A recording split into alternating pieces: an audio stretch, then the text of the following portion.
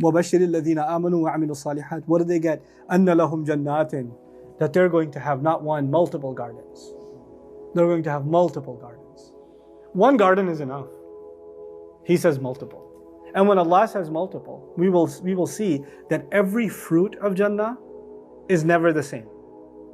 If Allah gave you a grape and you tasted it, the next grape, completely different. Every fruit is entirely different every time you have it. Then if every fruit is entirely different, can you imagine the gardens? Because a fruit is the smallest part of what? A garden. Allah gives not one but multiple gardens. Each garden with its own design, with its own flowers, with its own valleys, with its own waterfalls, with its own wonders. And you've been to one, you're like, it's kind of the same. You know, if you go to a beach in California, then you go to a beach in like Malaysia, and you go to a beach in Hawaii, at the end of the day, 80% of it is in common. It's a beach. Water, sun, sand. There's a few extra rocks here and there. There's a breeze is kind of similar. Maybe the water is clear. But you know, pretty much it's the same thing. Pretty much. When you're in the middle of the forest, whether you're in the redwood forest or you're in some other, like when you're there, you're like, wow, trees, sky, mountain. It's pretty beautiful. It reminds me of this other place. Isn't that what you do? It reminds me of this other place. But Allah Azza wa Jal gives gardens, and each one of them, مَا لَا عَيْنٌ رَأَتْ وَلَا أُذُنٌ سَمِعَتْ وَمَا خَطَرَ عَلَى قَلْبِ بَشَرٍ. No eye has ever seen, no ear has ever heard. When you walk in the woods, when you walk in the garden, you hear the birds chirp. You know, you hear the breeze. But the breeze of Jannah, you've never heard. The chirping of those birds, you've never heard. And those birds, we're going to eat those birds too. وَلَحْمِ طَيْرٍ مِمَّا يَشْتَهُونَ. There's going to be some good bird in Jannah, you know, of what they desire. That's the part I'm looking forward to, actually, the birds of Jannah. Allah Azza wa Jal mentioned it, the flesh of bird of what they passionately desire. And I certainly do. The roasted, whatever that is, heavenly chicken, I don't know what it is. It's going to be amazing. Allahumma adkhilna fil Jannah. You know, he says, تَجْرِي مِن تَحْتِهَا الْأَنْهَارُ. Underneath all of them, there are rivers flowing. What that means is, first of all, there's rivers underneath, meaning underground water. Under every river. And others have interpreted to mean that these mountains, these heavens, these gardens are all on cliffs. And you're all the way on top of the cliff enjoying this garden, and actually when you go to the edge, it's a waterfall too. So you're actually on top of a waterfall. You know, and rivers are flowing from underneath you. Others have said perhaps it's like the castles of, you know, Castle Sulaiman alayhi salam, where the floor is water itself. You're walking on water. You know, and you look underneath you and it's just water. كُلَّمَا رُزِقُوا مِنْهَا مِنْ ثَمَرَةٍ رِزْقًا. Every time they're provided from it, of any fruit as provision. Now, ruziqu suggests you don't even have to get up and get a fruit. You could, you know, Dhawata Afnan, the trees of Jannah are huge. And you're like, oh, there's fruit up there. Can we order a stick or something? No. You just chill, you relax. It is brought to you. It is brought to you. You're just sitting there, and you know, يَطُوفُ عَلَيْهِمْ وِلْدَانٌ مُخَلَّدُونَ. These young butlers, valet boys, that Allah created just as service gentlemen for Jannah, you know, they run around. Would you like some more apple, sir? And you know, and you have it of any one of the, min thamaratin, of any fruit. Rizqan. You know, in this world, you like some fruits, you're not so crazy about some fruits. Like me personally, not crazy about durian, you know, in Malaysia. If you haven't heard of it, good for you.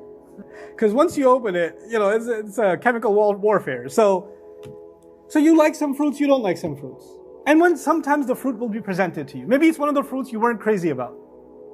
Maybe somebody brings to you a coconut and you're like, I'm not so crazy about coconut. So the first impression you get is, hey, this is what we used to have in dunya. قَالُوا هَذَا الَّذِي رُزِقْنَا مِن قَبْلِ. This is what we used to be given, we used to be provided way back in dunya. And maybe it's something you liked, and maybe it's something you didn't like. And you know, you're in Jannah, you're thinking everything's going to be good. You know, sometimes your friends want to make you taste something, and you're like, you know, it's going to be really good. You're like, I don't know if I don't want to. And they're like, come on, try it. It's really good. It's great. Crab is great. Or when I was in Malaysia, they made me eat octopus. Bit of octopus. I was like, no, try it. It tastes like chicken. I was like, oh, okay, maybe octopus.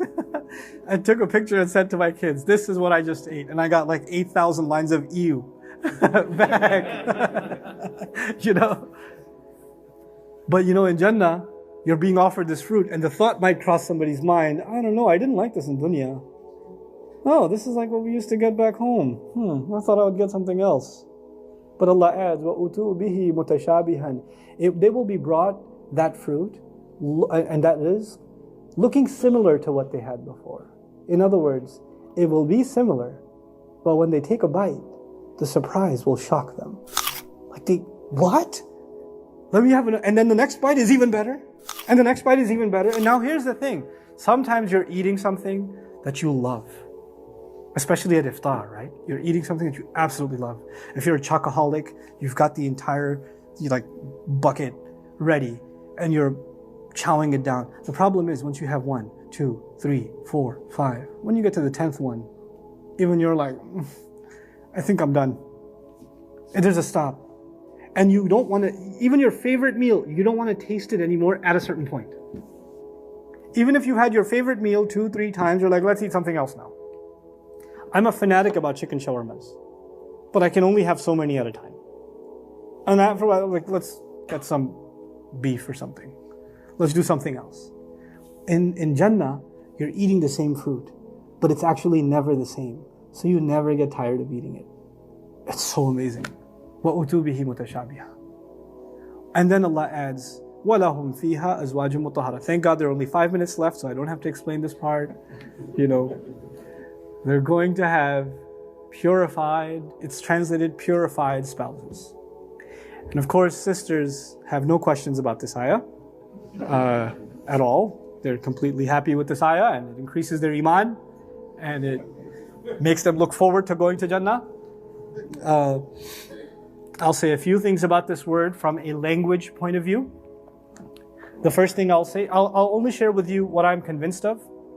Allahu Ta'ala a'lamu bis-sawab. In my own study of the Quran, whatever I found the most convincing, I like to share. And I don't consider myself a scholar of the Quran. I consider myself very much a student of the Quran. And I think I'll die in that state, being a student of the Quran. I urge you to do your own studies. But here are a few things I'd like to share with you. In the Quran itself, the word azwaj or zawj is used both for males and for females. The word zawj is used, for example, قَدْ سَمِعَ اللَّهُ قَوْلَ الَّتِي تُجَادِلُكَ فِي زَوْجِهَا وَتَشْتَكِي إِلَى اللَّهِ. The woman came and complained about her zawj, which is her what? Husband. Okay. Then zawj is also used for the wife. أَصْلَحْنَا لَهُ زَوْجَهُ. We fixed his zawj for him, his wife for him. So the word zawj in Arabic actually means counterpart. It's okay to translate spouse, but I like counterpart better. Actually, a perfectly matched counterpart is called a zawj. The sun and the moon are zawjain. The day and the night are zawjain. Okay. These are actually zawjain from Allah Azza wa Jal. Similarly, this world and this life and the next life are also zawjain. They complete each other. This life is a key to the next one. The next life is dependent on this one. They're related with each other. They're zawjain. There's actually a zawjiyah inside of the human being. The body and the ruh are zawjain. They counterpart each other. They work together.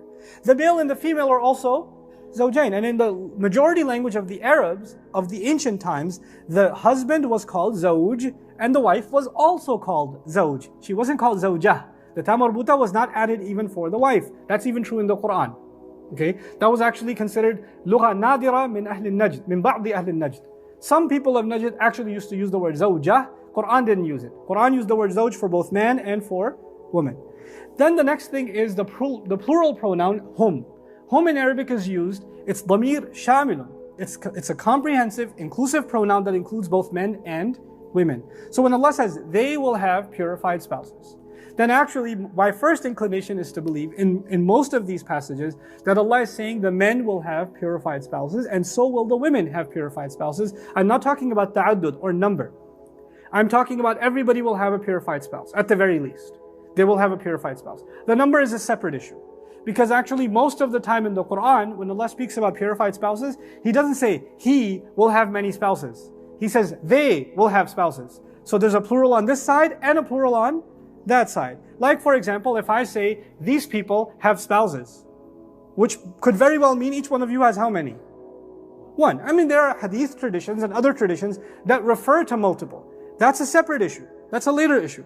But the Quran at the very least confirms everybody will have a wonderful spouse. One wonderful spouse at the very least. And that is not denied of men or of women. That's not denied. And the nature of a spousal relationship is the next part. What a man desires in a spousal relationship is different from what a woman desires.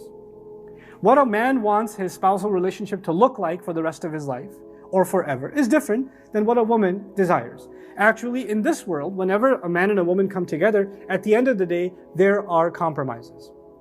There's some things you're not going to be happy about, some things you're going to have to learn to live with, right? That's going to have to be the case. And then there are some things your wife will have to tolerate and say, Ya Allah in Jannah, please, I had enough here. I'm done with this part. I can't do this anymore. Because you keep leaving, ladus in the bathroom, like your clothes, and you keep doing whatever it is that you do, that she puts up with. She says eventually, Ya Allah, just anything but that, in Jannah. And that may well be the case. But then, and inshallah, when the time comes, I'll talk to you more about the idea of azwaj in Jannah. But here I want to add mutahhara, purified. Not pure. Pure is an incorrect translation. This is an ism maf'ul. Thoroughly purified. Meaning purified to not just spiritually and in terms of goodness, but purified exactly to your taste. When people get married, before they get married, the girl the guy is interested in, she's perfect in every way. Man, when I look at her, I wonder what Allah has left in Jannah, because it's all here in this picture on Facebook. He's like, yeah. So, but when he gets married, then emails start coming to Ustad Nouman and, I thought she was perfect, but astaghfirullah, then it starts, right? In Jannah, it's not just the picture that's perfect, well photoshopped, It's actually the personality, the company. Sometimes the wife tests the husband and says, don't you like hanging out with me? And he bites his tongue and says, yes. Of course I do. I hate going out with my friends.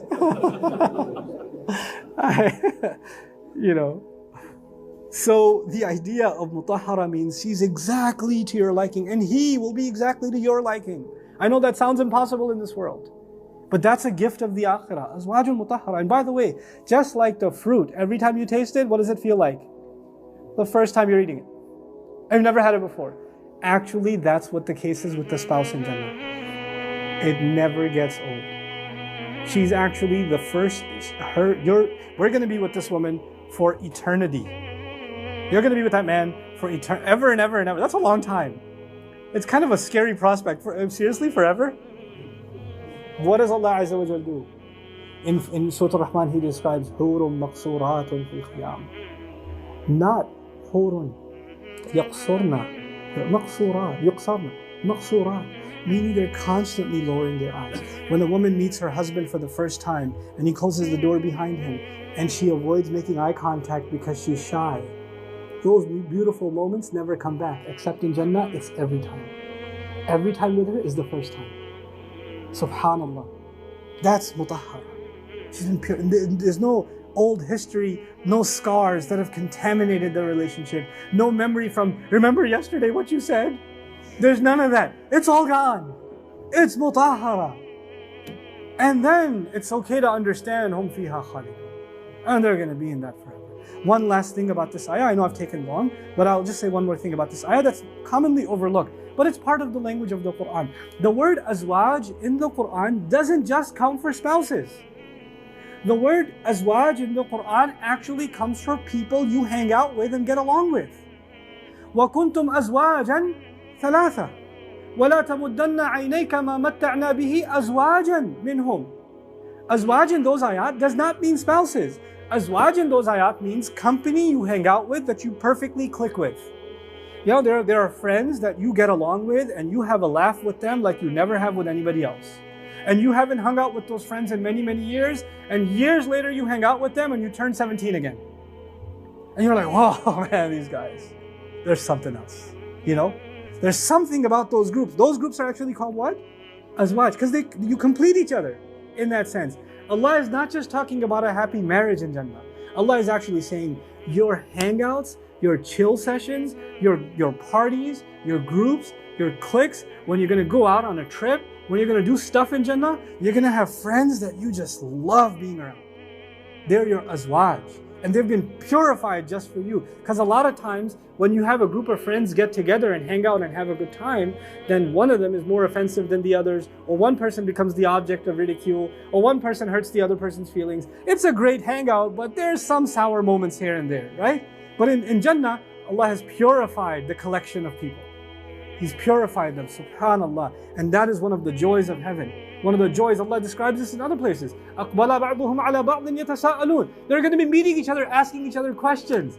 Hey man, how's it going? You made it too? Oh wow, I didn't think you'd. Okay, you're into that too. Alright, that's cool. How's it been, man?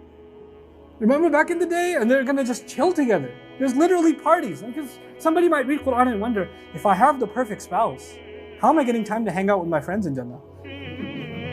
Maybe that's part of the perfection of your spouse. She lets you go.